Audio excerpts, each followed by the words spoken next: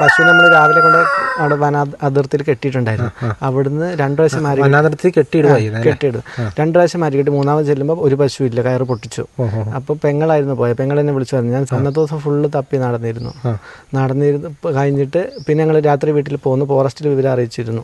അത് കഴിഞ്ഞ് രാവിലെ വീണ്ടും 6 മണിയാകുമ്പോൾ ചെല്ലുമ്പോഴാണ് കടുവ പിടിച്ച് കിടക്കുന്നത് കണ്ടത്. വീണ്ടും അന്വേഷിച്ചു പോയപ്പോഴാണ് കണ്ടത്. ഇത് നേരിട്ട് കണ്ടോ കടുവനെ?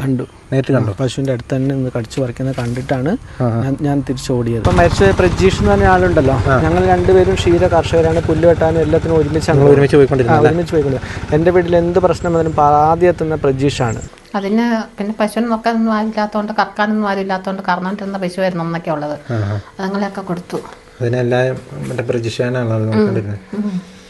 പ്രജീഷും ഞാനും കൂടെ നോക്കിക്കൊണ്ടിരുന്നേ. അപ്പം എനിക്ക് പിന്നെ സുഖമില്ലാണ്ടായി. അങ്ങനെ പശുവിനെ എല്ലാത്തിനെയും കൊടുത്തു. കുറേ ആടുകളുണ്ടായിരുന്നു, അതുങ്ങളെയും കൊടുത്തു. പിന്നെ നോക്കാനും അന്വേഷിക്കാനൊന്നും ആരും ഇല്ലാണ്ടായി. നമ്മൾ നമ്മുടെ സ്വന്തമായിട്ടുള്ള ആവശ്യങ്ങളൊന്നും നിറവേറ്റില്ല. പിന്നെ അവർ 10 ലക്ഷം രൂപ തന്നു. കൊച്ചിന് ജോലി കൊടുക്കാമെന്ന് പറഞ്ഞു. ഇത് ഞങ്ങൾ വേണ്ട, താൽക്കാലികമായിട്ട് വാച്ചർ പണിയായിരുന്നു, അത് വേണ്ടാന്ന് പറഞ്ഞു. നമസ്കാരം, ഞാനിപ്പോൾ ഉള്ളത് വയനാട് ജില്ലയിലാണ്. വയനാട് ജില്ലയിൽ മൂടക്കൊല്ലി എന്ന് പറയുന്ന സ്ഥലത്താണ് ഇപ്പോൾ ഉള്ളത്. മൂടക്കൊല്ലി എന്ന് കേൾക്കുമ്പോൾ ഒരുപക്ഷെ നിങ്ങൾക്ക് ചിലർക്കെങ്കിലും കാര്യങ്ങൾ മനസ്സിലായിട്ടുണ്ടാകും. കൃത്യം 1 വർഷം മുന്നേ, അതായത് ഇതേ ദിവസം, ഞാനിപ്പോൾ നിൽക്കുന്നത് 9-ാം തീയതിയാണ്. കൃത്യം 1 വർഷം മുന്നേ ഇതേ ദിവസമാണ് പ്രജീഷ് എന്ന് പറയുന്ന ആ ഒരു യുവാവിനെ, ആ ഒരു ക്ഷീര കർഷകനെ കടുവ ആക്രമിച്ച് കൊന്നതും അതുപോലെ തന്നെ ഭക്ഷിച്ച രീതിയിലൊക്കെ ആയിരുന്നു ആ ബോഡി കിട്ടിയതൊക്കെ. അപ്പോൾ അതിൻ്റെ രംഗങ്ങളൊക്കെ നമ്മുടെ ചാനലിൽ കൂടെ കാണിച്ചിട്ടുണ്ട്. കഴിഞ്ഞ വർഷം നമ്മുടെ ആ ചാനലിൽ നമ്മുടെ ചാനലിൻ്റെ തുടക്കകാലത്ത് നമ്മൾ പോസ്റ്റ് ചെയ്ത ഒരു വീഡിയോ ആയിരുന്നത്. ഒത്തിരി അധികം ആൾക്കാർ, അന്നത്തെ സമയത്ത് ഏറ്റവും കൂടുതൽ ആളുകൾ കണ്ട ഒരു വീഡിയോ ആയിരുന്നത്. ആ ഒരു സമയത്തെ ആ ഒരു വിഷയം എന്ന് പറയുന്നത് കേരളം മൊത്തം നല്ല രീതിയിൽ നല്ല വിഷയമായ ഒരു സബ്ജക്റ്റായിരുന്നു അത്. കാരണം എന്നാന്ന് വെച്ച് കഴിഞ്ഞാൽ ഒരാളെ കടുവ കൊല്ലുക മാത്രമല്ല, നല്ലൊരു ശതമാനം ആളുടെ ശരീരം കടുവ ഭക്ഷിച്ചിരുന്നു. അപ്പോൾ അതിനുശേഷം വലിയ പ്രക്ഷോഭങ്ങളും കാര്യങ്ങളും കടുവയ്ക്ക് വേണ്ടിയുള്ള തെരച്ചിലുകളും നമ്മൾ തന്നെ കുറേ എപ്പിസോഡുകൾ അതിനെ ഫോളോ അപ്പ് ആയിട്ട് നമ്മൾ ചെയ്തിരുന്നു. അതിനുശേഷം ഒരു 10 ദിവസം കഴിഞ്ഞ് കഴിഞ്ഞപ്പോൾ ഈ കടുവ കൂട്ടിൽ ചാടുന്നൊരു സാഹചര്യം ഉണ്ടായി. അങ്ങനെ ആ കടുവയ്ക്ക് ഒരു പല്ലൊന്നും ഇല്ലായിരുന്നു. അങ്ങനെ ആ കടുവേനെ ഇവിടുന്ന് തൃശ്ശൂർ സൂവിലേക്ക് കൊണ്ടുപോവുകയാണ് ചെയ്തത്. അപ്പോൾ അങ്ങനെ വലിയ വിവാദങ്ങളും വലിയ പ്രശ്നങ്ങളും ഒക്കെ ഉണ്ടായിരുന്നൊരു പ്രദേശമാണ് ഈ മൂടക്കൊല്ലി എന്ന് പറയുന്നത്. അതിനുശേഷമാണെങ്കിലും ഇതേ പ്രദേശത്ത് തന്നെ ജനുവരി ഫെബ്രുവരി മാസങ്ങളിലൊക്കെ കടുവയുടെ പ്രശ്നം ഉണ്ടായിരുന്നു. പുതിയ കടുവയുടെ പ്രശ്നങ്ങളുണ്ടായിരുന്നു. പശുവിനെ ആക്രമിക്കുന്ന സംഭവങ്ങളുണ്ടായിരുന്നു. ഒരു ഫാമിലെ 10-29 പന്നികളെ കൊല്ലുന്ന ഒരു വിഷയമൊക്കെ ഉണ്ടായിരുന്നു. ഇതെല്ലാം ഈ ഒരു പ്രദേശത്താണ് നടന്നത്. അതേ പ്രദേശത്ത് തന്നെ, അതായത് പ്രജീഷിൻ്റെ വീടിൻ്റെ തൊട്ട് മുമ്പിലാണ് ഞാനിപ്പോൾ നിൽക്കുന്നത്. കഴിഞ്ഞ ദിവസം, അതായത് 2 ദിവസം മുന്നേ, ഇന്ന് പ്രജീഷിൻ്റെ ഡെത്ത് ആനിവേഴ്സറി ആയിരുന്നെങ്കിൽ 2 ദിവസം മുന്നേ ഇതേ സ്ഥലത്ത് വെച്ച് ഒരു കർഷകൻ്റെ ഒരു പശുവിനെ കൂടെ കടുവ കൊല്ലുന്ന ഒരു സാഹചര്യം ഉണ്ടായി.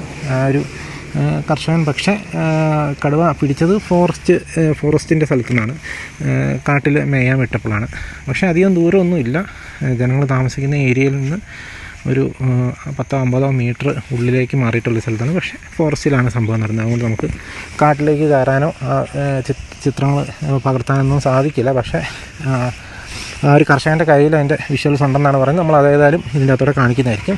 നമ്മളേതായാലും ആ കർഷകൻ്റെ അടുത്തേക്കാണ് പോകുന്നത്. അപ്പോൾ അങ്ങനെ ആ വെള്ളിയാഴ്ചയാണ് ആ കർഷകൻ്റെ പശുവിനെ കടുവ പിടിച്ചത്. അതിനുശേഷം പിന്നീട് വന്ന 2-3 ദിവസങ്ങളിലൊക്കെ കടുവ വീണ്ടും വരുന്നുണ്ടായിരുന്നു എന്ന് തന്നെയാണ് അദ്ദേഹം പറഞ്ഞത്. നമുക്കതെല്ലാം വിശദമായിട്ട് അദ്ദേഹത്തോട് തന്നെ ചോദിക്കാം. ഞാനിപ്പോൾ പ്രജീഷിൻ്റെ വീടിൻ്റെ മുമ്പിലാണുള്ളത്.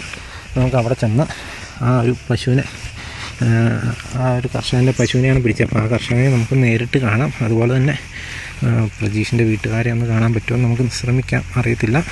അവരെ ഇപ്പോൾ ഇന്ന് ഡെത്ത് ആനിവേഴ്സറി ആണ്ടായിരുന്നു. അപ്പോൾ നമുക്ക് ഏതായാലും അങ്ങോട്ടൊന്ന് പോകാം കേട്ടോ. ഈ പ്രദേശമൊക്കെ നിങ്ങൾക്ക് സുപരിചിതമായിരിക്കും. കഴിഞ്ഞ വർഷം നിങ്ങൾ ഈ ദൃശ്യങ്ങളിൽ കാണുന്ന പോലെ ആ ഒരു വാഴ നിൽക്കുന്ന സ്ഥലത്ത് വെച്ചായിരുന്നു പ്രജീഷിൻ്റെ മൃതശരീരം ദഹിപ്പിച്ചത്. നമ്മളതിൻ്റെ വിഷ്വൽസൊക്കെ നമ്മൾ ഈ ചാനലിൽ കൂടെ കാണിച്ചാണ്. ഇതാണ് പ്രജീഷിൻ്റെ വീട്. ഇവിടുന്ന് കുറച്ച് മാറിയിട്ടുള്ളൊരു സ്ഥലത്താണ് അന്ന് പ്രജീഷിനെ കടുവ പിടിച്ചത്. നമ്മളേതായാലും ആ വീട്ടിലേക്കാണ് പോകുന്നത്.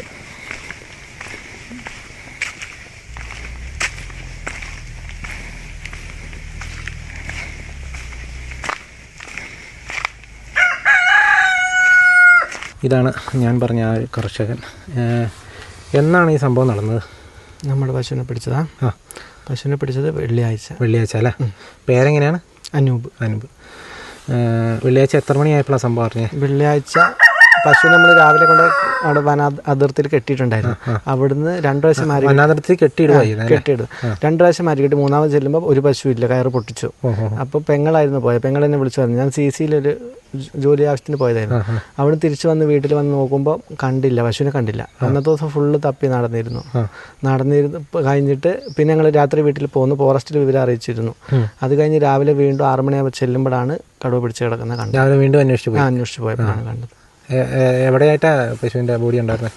നമ്മളുടെ വീടിൻ്റെ തൊട്ട് താഴെ ഒരു ചതുപ്പുണ്ട്, വെള്ളം ഒഴുകുന്നത്. അവിടെ 10-25 കുടുംബങ്ങളോളം വെള്ളം കുടിക്കുന്ന സ്ഥലമാണ്, കിണറാണ്. അവിടെ പോയപ്പോഴാണ് കണ്ടത്. ഇപ്പോഴും ആൾക്കാർ അവിടെ വെള്ളം കുടിച്ചുകൊണ്ടിരിക്കുന്നുണ്ട്. ഒറ്റയ്ക്ക് STകളൊക്കെ തന്നെയാണെങ്കിലും വെള്ളം വലിച്ചു വിടാൻ എല്ലാ ആവശ്യത്തിനും അവിടെയാണ് പോകുന്നത്.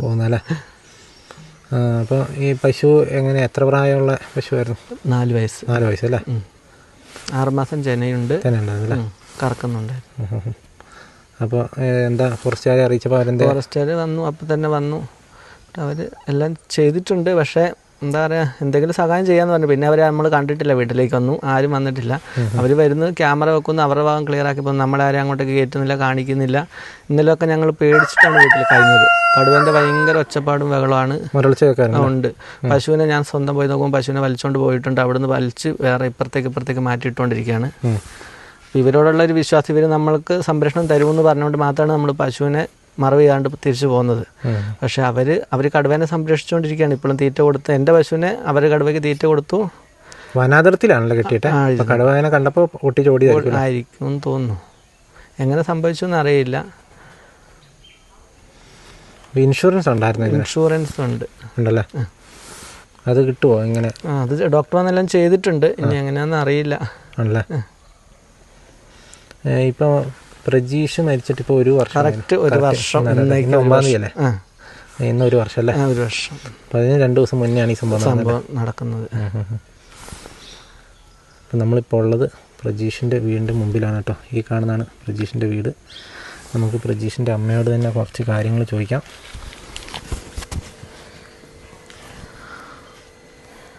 ഇത് അന്നുണ്ടായിരുന്ന പശു അല്ലേ? അല്ല, എന്നെയൊക്കെ വിറ്റു.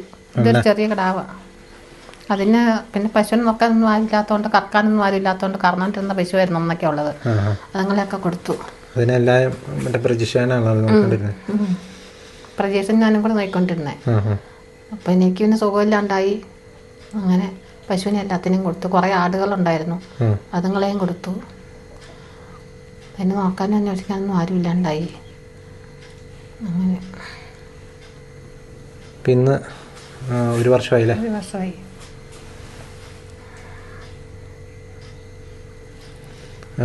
സർക്കാർ പറഞ്ഞ ഇത് കിട്ടിയായിരുന്നോ? നഷ്ടപരിഹാരം കിട്ടിയായിരുന്നു? നഷ്ടപരിഹാരം എന്ന് പറഞ്ഞാൽ നമ്മൾ നമ്മുടെ സ്വന്തമായിട്ടുള്ള ആവശ്യങ്ങളൊന്നും നിറവേറ്റില്ല. പിന്നെ അവർ 10 ലക്ഷം രൂപ തന്നു. പിന്നെ തിരുവനന്തപുരത്ത് ശശി തരൂർ വന്നപ്പം 10,000 രൂപയും തന്നു. അങ്ങനെ 2 പേര് തന്നിട്ടുണ്ട്. വേറെ ഇവിടെ ആർക്കെങ്കിലും ജോലി കൊടുക്കുന്ന കാര്യമൊക്കെ? കൊച്ചിന് ജോലി കൊടുക്കാന്ന് പറഞ്ഞു. ഇത് ഞങ്ങൾ വേണ്ട, താൽക്കാലികമായിട്ട് വാച്ചർ പണിയായിരുന്നു, അത് വേണ്ടാന്ന് പറഞ്ഞു. അങ്ങനെ പോയില്ല.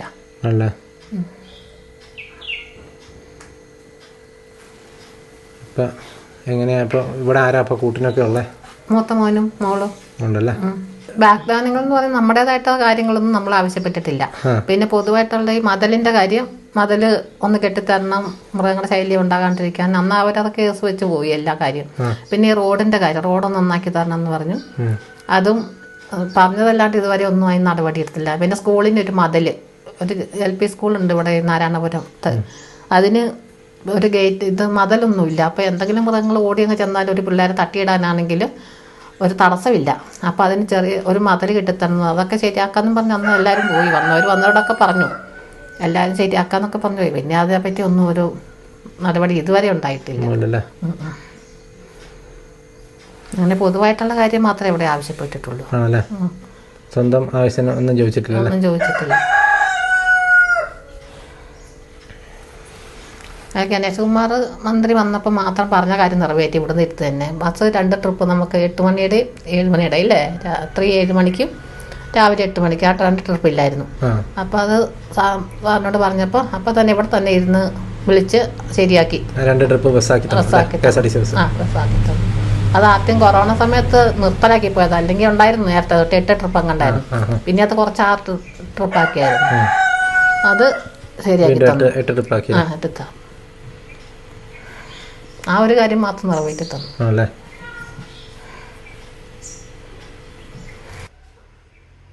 നമ്മളിപ്പോൾ പ്രജീഷേൻ്റെ വീടിൻ്റെ മുമ്പിൽ നിന്നാണ് സംസാരിച്ചത്. പ്രജീഷേൻ്റെ അമ്മയുടെ അടുത്ത് നമുക്ക് സംസാരിച്ചു. അപ്പോൾ അവർ പറയുന്ന കാര്യങ്ങളൊക്കെ നമ്മൾ കേട്ടല്ലോ. നഷ്ടപരിഹാര തുക കൊടുത്തിട്ടുണ്ട്. പക്ഷേ ഇവരങ്ങോട്ട് ആവശ്യപ്പെട്ട 1-2 കാര്യങ്ങൾ 2-3 കാര്യങ്ങളൊക്കെ ഉണ്ടായിരുന്നു. അതൊന്നും ചെയ്ത് കിട്ടിയില്ല എന്നുള്ളൊരു പരാതിയാണ് പറഞ്ഞത്. അതൊക്കെ വഴിയെ ചെയ്ത് കൊടുക്കുമോ ഇല്ല എന്നുള്ളതൊന്നും നമുക്കറിയില്ല. ഏതായാലും ഇപ്പം നമ്മൾ സംസാരിച്ച് വന്ന ആ ഒരു വിഷയത്തിലേക്ക് തന്നെ നമുക്ക് തിരിച്ചു വരാം. രാവിലെ തന്നെ ചെന്നപ്പോഴേ ഇത് നേരിട്ട് കണ്ടോ കടുവനെ? നേരിട്ട് കണ്ടോ? പശുവിൻ്റെ അടുത്ത് തന്നെ നിന്ന് കടിച്ചു പറിക്കുന്നത് കണ്ടിട്ടാണ് ഞാൻ തിരിച്ചോടിയത്. എന്നിട്ട് എൻ്റെ വീട്ടുകാരെ പോലും ഇല്ല, ഞാൻ ഒറ്റയ്ക്കായിരുന്നു പോയത്. പിന്നെ വീട്ടിൽ ചെന്ന് അവരെ വിവരം അറിയിച്ചപ്പോൾ വീടും ചേട്ടനും അയൽവക്കത്തുള്ള എല്ലാവരും കൂടി വന്നു. കടുവ കുറച്ചങ്ങോട്ട് മാറിപ്പോയിരുന്നു. പിന്നെ കുറച്ച് ഞങ്ങളെല്ലാവരും വീട്ടിലേക്ക് പോന്നിട്ട് പിന്നെ ആൾക്കാരെ കുടിച്ചിട്ട് പിന്നെയും പശുവിനെ അവിടുന്ന് വലിച്ച് കൊണ്ടുപോയി. ഇപ്പം മരിച്ചുപോയ പ്രജീഷ് എന്ന് പറഞ്ഞ ആളുണ്ടല്ലോ, ഞങ്ങൾ 2 പേരും ക്ഷീര കർഷകരാണ്. പുല്ല് വെട്ടാനും എല്ലാത്തിനും ഒരുമിച്ച് പോയിക്കൊണ്ടിരുന്നത്. എൻ്റെ വീട്ടിൽ എന്ത് പ്രശ്നം വന്നാലും ആദ്യം എത്തുന്ന പ്രജീഷാണ്. പറന്ന് വരും. സാമ്പത്തിക സഹായമൊക്കെ ആയിട്ട് കൊണ്ടുവരുന്നതും ഒക്കെ പ്രജൻ്റെ പൈസ ഇല്ലാണ്ട് വരുമ്പോൾ അവനാണ് ഡോക്ടർ കൊടുക്കാനുള്ള പൈസയൊക്കെ തന്ന് ചികിത്സിക്കാനൊക്കെ എല്ലാത്തിനും കൂടെ നിന്നുകൊണ്ടിരുന്നത്. അപ്പം അവനില്ലാത്തതിൻ്റെ ഒരു കുറവ് ഏറ്റവും കൂടുതൽ അനുഭവിച്ചിട്ടുണ്ട് ഞാൻ ഈ ഒറ്റ ഇതിൽ തന്നെ. ഇല്ലെങ്കിൽ എല്ലാ കാര്യത്തിനും അവനുണ്ടാകുമായിരുന്നു കൂടെ. പുള്ളി പോയി കഴിഞ്ഞപ്പോൾ ഒറ്റയ്ക്കായി. പിന്നെ ഇനിയിപ്പോൾ അവർ വീട്ടുകാരും ഇവിടുന്ന് പോകാന്ന് പറഞ്ഞു. പോവാന്ന് പറഞ്ഞു. എങ്ങോട്ടാ അവർ പോകുന്നത്? അവർ മാനന്തവാടിക്കാൻ തോന്നുന്നു. അപ്പോൾ അവിടെ വീടൊക്കെ എടുത്തോ? അല്ലേ.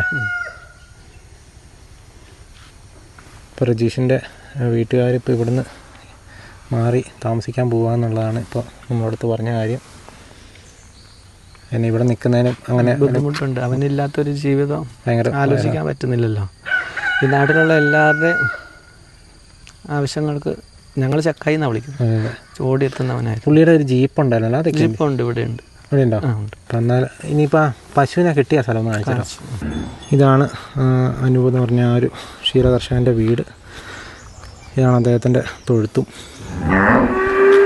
ഈ ഒരു പ്രദേശത്താണ് പശുവിനെ കെട്ടിയിരുന്നത്. ഇവിടെ നിന്നാണ് പശു കയറ് പൊട്ടിച്ച് ഓടി ഇച്ചിരി ഉള്ളിലേക്ക് മാറി ഓടിപ്പോയത്. അവിടെ നിന്ന് ആണ് ബോഡി കിട്ടിയത്. അതിൻ്റെ പശുവിൻ്റെ വിഷ്വൽസൊക്കെ കയ്യിലുണ്ടോ? ഉണ്ടല്ലേ, അതെനിക്കറിഞ്ഞേ. ഇനി നമ്മൾ കാണാൻ പോകുന്നത് ആ പശുവിനെ അവിടെ കടുവ കടിച്ച് കൊന്നിട്ടിരിക്കുന്ന ആ ഒരു ദൃശ്യങ്ങളാണ്, മൊബൈലിൽ പകർത്തിയ ദൃശ്യങ്ങളാണ് ഇനി നമ്മൾ കാണാനായിട്ട് പോകുന്നത്.